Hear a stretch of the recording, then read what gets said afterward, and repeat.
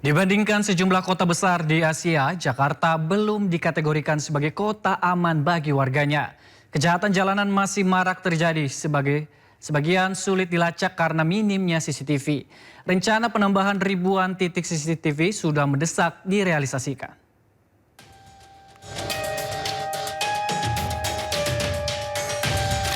Meski menyandang gelar sebagai salah satu kota maju di Asia, soal keamanan Jakarta cukup tertinggal dibandingkan kota besar di Korea Selatan dan Singapura. Kejahatan jalanan masih marak terjadi, mulai dari jambret, begal, hingga penyiraman air keras. Sebagian kasus sulit dilacak karena minimnya kamera pengawas atau CCTV. Kajian PricewaterhouseCoopers pada 2017, Jakarta butuh sedikitnya 70.000 titik CCTV, tapi sampai akhir tahun 2025 baru terpasang 4.000 titik. Jumlah itu jauh tertinggal dibandingkan kota besar di Asia lainnya. Di Seoul, Korea Selatan, dengan penduduk tidak jauh beda dengan Jakarta, mengoperasikan 160.000 CCTV, sementara di Singapura 90.000 CCTV dan ditargetkan mencapai 180.000 beberapa tahun ke depan. Mengejar ketertinggalan, Pemprov Jakarta akan mengintegrasikan CCTV dari gedung bertingkat setinggi 4 lantai lebih untuk terkoneksi dengan sistem Pemprov Jakarta. Juga akan menambah 30.000 CCTV di kelurahan hingga gang sempit. Nanti gedung-gedung yang lantainya lebih dari 4 sesuai dengan Pergub akan dikoneksikan dengan CCTV yang dikelola oleh pemerintah DKI Jakarta, sehingga dengan demikian Jakarta akan menjadi terintegrasi. Dan kemudian untuk kelurahan dan sebagainya tetap akan kita pasang. Bukan soal banyak-banyakan jumlah CCTV yang dipasang, DPRD DKI Jakarta mengingatkan efektivitas penggunaan CCTV mulai dari kesiapan pusat kontrol dan SDM yang memantau 24 jam secara real time. Penempatan CCTV berdasarkan peta kerawanan hingga perlindungan data dan privasi. Dari Jakarta, Tim Liputan iNews melaporkan. Pemirsa, Anda kembali di Sindo Malam. Menolak direlokasi, warga membuklade jalan di Kalideres, Jakarta Barat. Mereka mengadang petugas dan akan membongkar bangunan.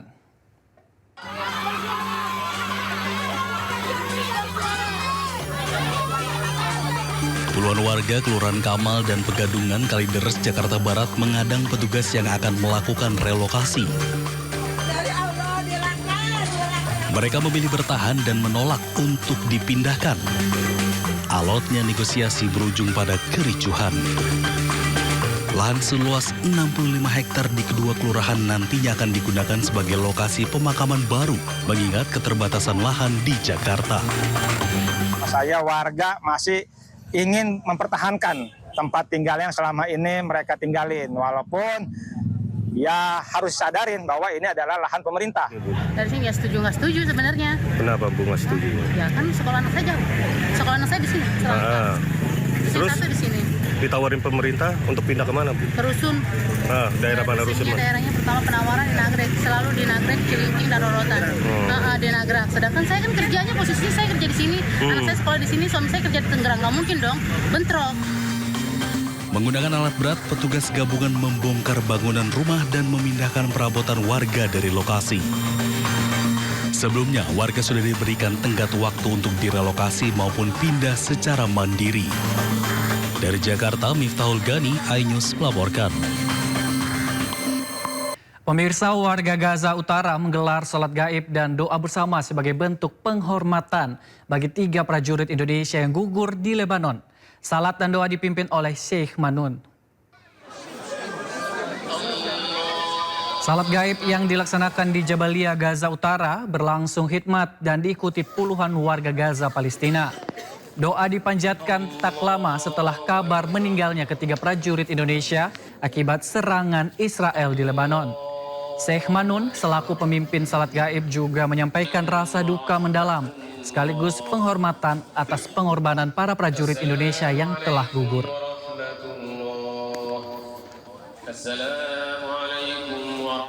Pemirsa, selain itu Asabri memberikan santunan 450 juta rupiah masing-masing kepada keluarga prajurit penjaga perdamaian PBB yang gugur di Lebanon. Selain Asabri, keluarga juga menerima santunan puluhan juta rupiah.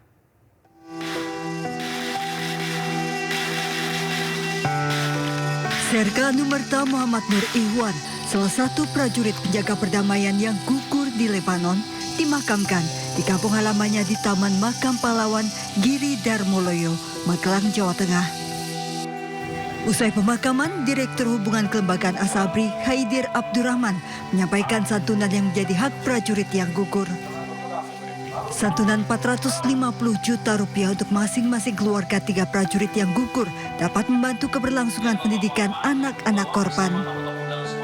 Menyampaikan hak kepada para almarhum karena beliau meninggal di medan laga, jadi statusnya adalah sebagai prajurit yang gugur, yang kepada masing-masing akan diberi santunan sebesar 450 juta rupiah. Sementara untuk korban luka yang masih dirawat di luar negeri, Asabri akan menanggung seluruh biaya pengobatan jika telah pulang ke tanah air.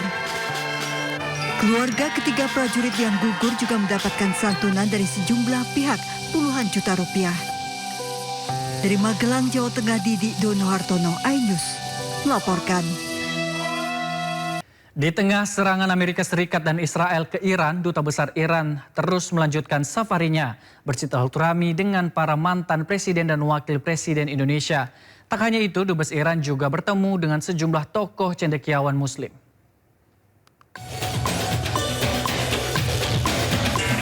Duta Besar Iran untuk Indonesia, Muhammad Borujerdi, melanjutkan safari silaturahminya kepada sejumlah tokoh-tokoh dan mantan petinggi di tanah air.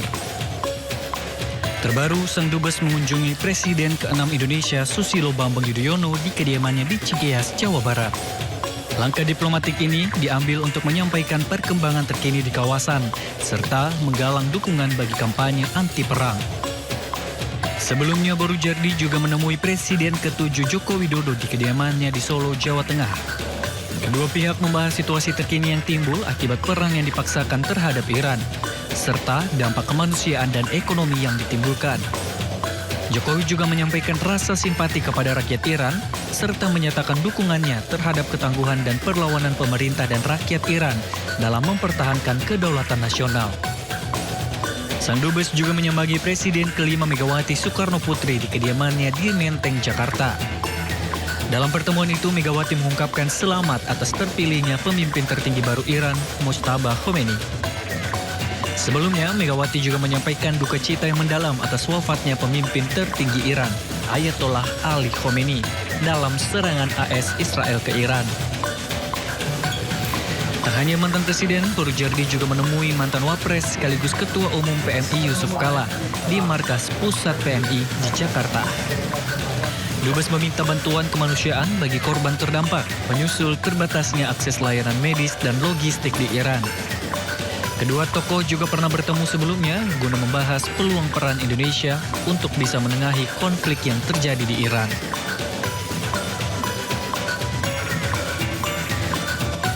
Kabar baik untuk masyarakat Indonesia, pemerintah dan Pertamina memutuskan tidak menaikkan harga BBM subsidi hingga akhir tahun ini. Assalamualaikum warahmatullahi wabarakatuh. Pengumuman ini disampaikan Menko Perekonomian Airlangga Hartarto dalam konferensi pers siang tadi.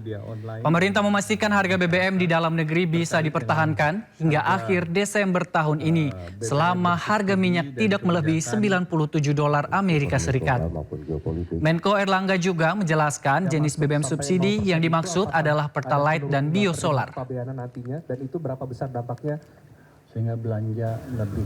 Pemerintah dan Pertamina ini sudah memutuskan untuk tidak menaikkan harga BBM bersubsidi. Jadi sekali lagi BBM bersubsidi itu adalah Pertalite dan Solar.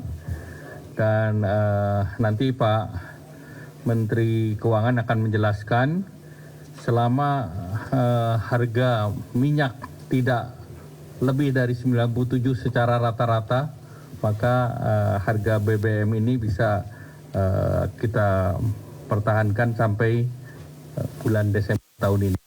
Tetapi BBM bersubsidi kan ada dua, yaitu Biosolar dan Pertalite. Ini supaya jelas ya. Dampak dari konflik Amerika Serikat Israel dengan Iran terus mengenai negara-negara lain. Di antaranya Bangladesh yang baru saja terjadi aksi demonstrasi akibat kenaikan harga bahan bakar minyak.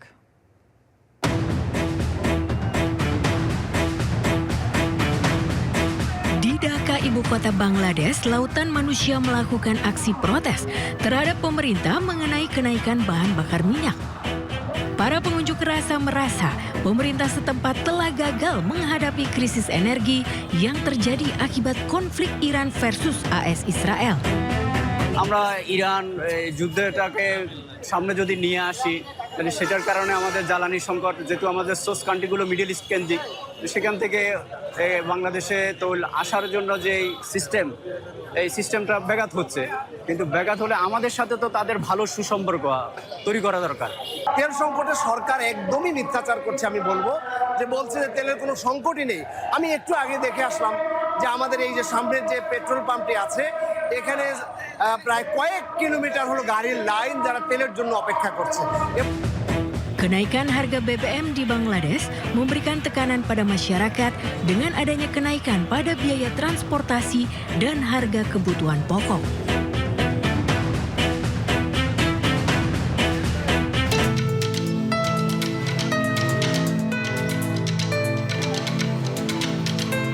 Krisis energi juga terjadi di Myanmar. Seorang kreator konten merekam keramaian warga di area SPBU. Tidak hanya antrian yang panjang, namun tampak juga sebuah mobil yang sampai harus didorong karena diduga kehabisan bensin. This is a gas station in Myanmar right now.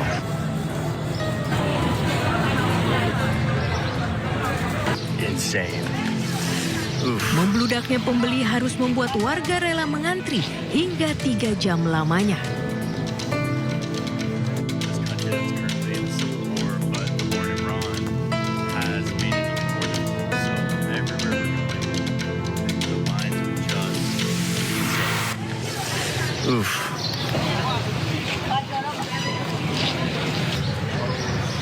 Sementara itu pemirsa, ratusan pengemudi taksi di Brussels, Belgia melakukan protes menolak kenaikan biaya aplikasi dan lonjakan harga bahan bakar selama perang di Timur Tengah.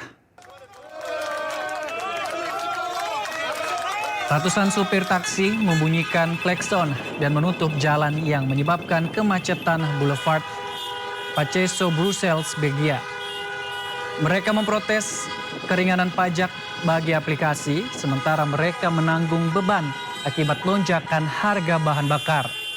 Saat ini taksi di Belgia berada dalam kondisi kritis karena kenaikan biaya bahan bakar, komisi platform yang terus meningkat, dan peraturan yang tidak adil.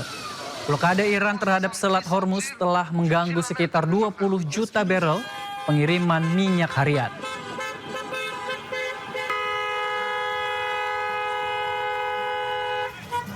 Ribuan warga Irak turun ke jalan di lapangan Tahrir, Baghdad untuk mengecam serangan Amerika Serikat Israel terhadap Iran. Aksi digelar sebagai bentuk solidaritas terhadap Iran. Ribuan warga Irak berkumpul di lapangan Tahrir, Baghdad untuk mengecam serangan Amerika Serikat Israel terhadap Iran. Para demonstran ini membawa bendera Irak dan spanduk, serta meneriakkan slogan-slogan anti Amerika Serikat dan Israel. Aksi demonstrasi ini diserukan oleh ulama hingga warga Baghdad yang mengajak para pendukungnya untuk berkumpul mengecam agresi Amerika Serikat dan Israel terhadap Iran di kawasan. استنكر هذا العمل المشين اللي قاعد يضربون المناطق الآمنة، اللي قاعد يضربون المدارس اللي بيها أطفالنا وبيها ناسنا وبيها عربنا وبيها كل الفئات. احنا بالنسبة لنا ضد الاحتلال، ضد إسرائيل، ضد أمريكا وضد رعاون أمريكا. Warga Irak di Baghdad dan berbagai provinsi lainnya secara rutin menggelar aksi dan kegiatan solidaritas untuk mendukung Iran dalam menghadapi serangan dari Amerika Serikat dan Israel. Serangan Israel dan Amerika Serikat terhadap Iran telah memasuki minggu ke-6 yang menyebabkan banyak kekacauan di Timur Tengah. Serangan udara Israel meratakan sebuah bangunan di Lebanon Selatan. Kementerian Kesehatan Lebanon mengumumkan lebih dari 1.000 orang tewas akibat serangan Israel Lebanon sejak 2 Maret lalu.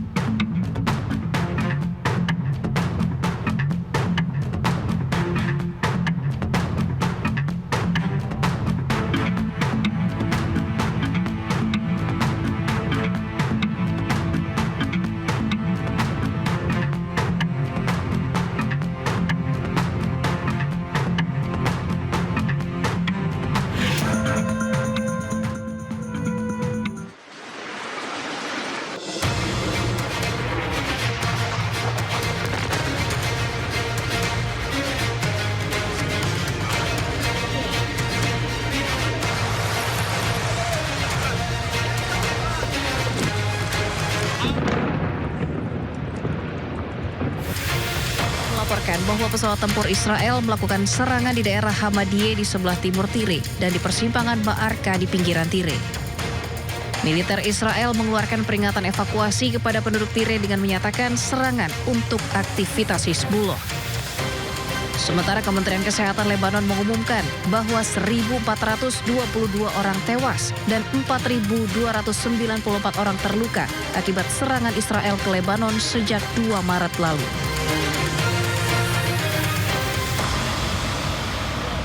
Iran kembali meluncurkan pesawat tanpa awak atau drone ke Israel dan Kuwait.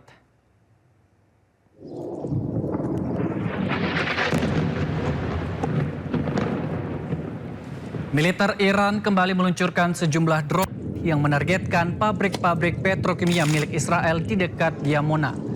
Drone menyasar pusat komando Amerika Serikat di Kuwait.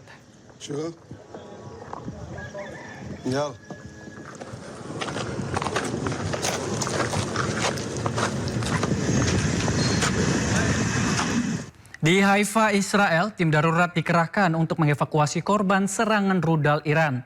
Sejumlah rumah warga rusak, 2 korban tewas dan 8 korban luka-luka, sementara 2 korban lain hilang.